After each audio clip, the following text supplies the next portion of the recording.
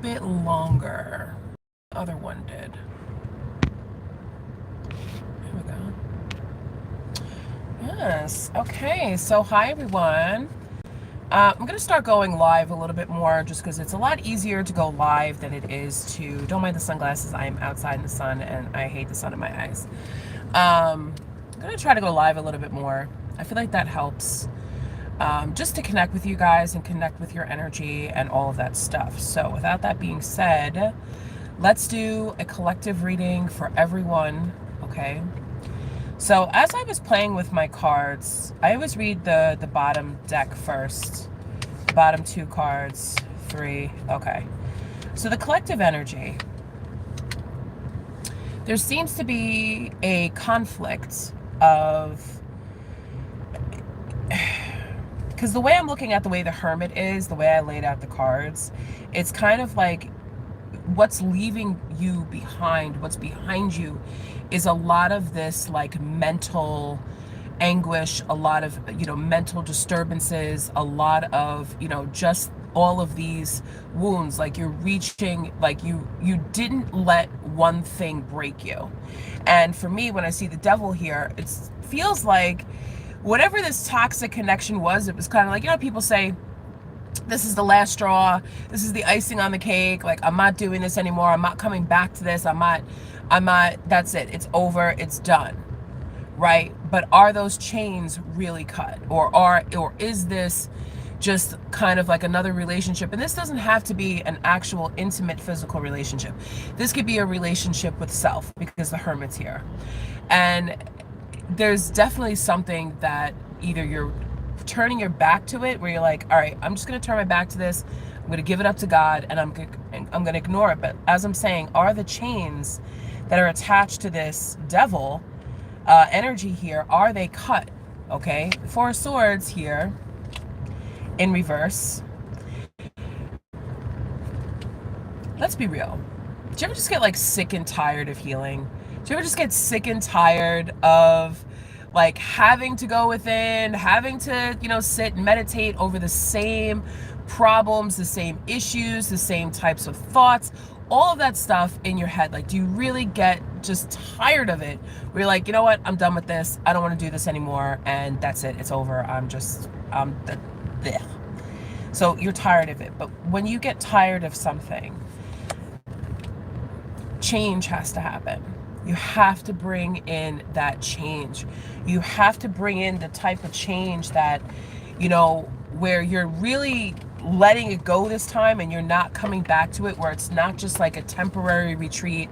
It's not just taking a break from it. Like, you're actually going to use those swords and you're going to cut things free. Like, that's exactly what that is. So what needs to be surrender? Surrender obsessive thinking.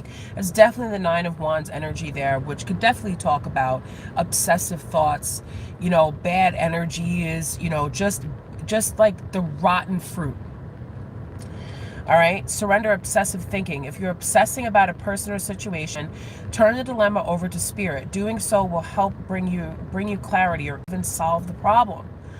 So as I was saying when I first started about the Hermit, where you have your back to this mental wounding, you have your back to the Devil energy.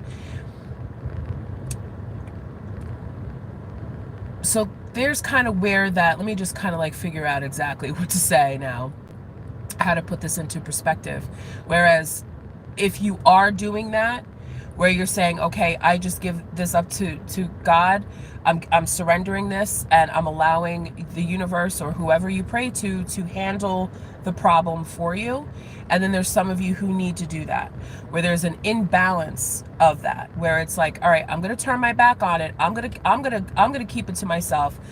I'm not going to do this. I'm whatever, pushing it away. I'm pushing it away.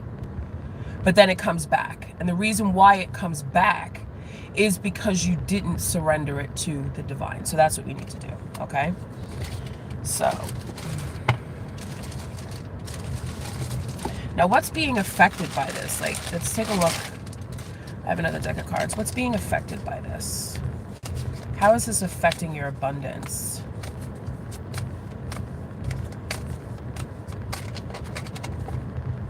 Face your financial fears. When you are honest with yourself about fears of success or failure, they can no longer control you. Be free of hidden fears by exposing them to the light of awareness, and you realize that in fact, with and release these self-doubts. Don't be all caught up in your head thinking that you're the only one that goes through self-doubt. Like you're not the only one that doesn't like sometimes feel like they don't have faith in something, where they just kind of want to give up, where they're like, and that's why for some of you, it's like, I'm tired of healing. I'm tired of giving this up. Like, why does this stuff keep coming back into my atmosphere? It's because you didn't surrender it. With complete faith that it will be taken care of for you. Because some of us surrender and we still hold on. And those are the chains that we're talking about, okay? So take a divinely guided chance. All positive change and successful ventures involve a degree of risk, and you are ready to follow your divine guidance to new territories. As you leave behind that which is comfortable and familiar, but no longer appropriate for you, you make room for new and more meaningful opportunities, okay? So with that death card coming in with that death card,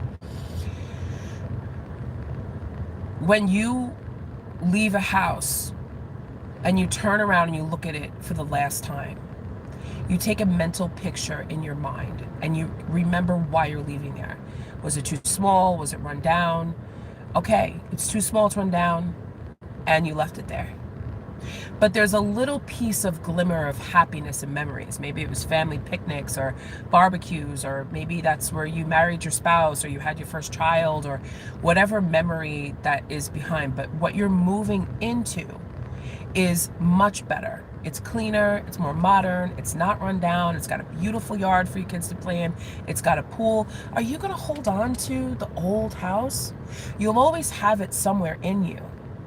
But as time goes by and the more you release and the more you have faith that you can step into your new house and live comfortably and make new memories and everything's going to be okay, that's how those chains get cut. All right? So that is what I have for you. If you want to book a private reading with me, you can. I will leave that information in the description box. I think you can put descriptions in lives. I believe so. I'll put that information in the description box. I do see that there is someone watching. So before I go, if you have a question, you can ask me that question, or you can leave it in the comments. How does this thing work? What is this? Oh, I don't know what that is. Okay. All right, so I want to wish everyone a wonderful day. Thank you for watching. I will be posting more videos on this channel as well as my other channel just for Sagittarius Tarot Time, and you can follow me on TikTok at Kristen Tinsley Psychic Medium. You can find me on there, and yeah, connect with me on there. Also connect with me at Divine Comedian Tarot. So I will see you guys soon, and take care. I hope this message finds you well. Make sure, do those changes and water the seeds in your new garden, because what you have growing for you and what you have coming for you is for your highest good. See you guys soon. Bye.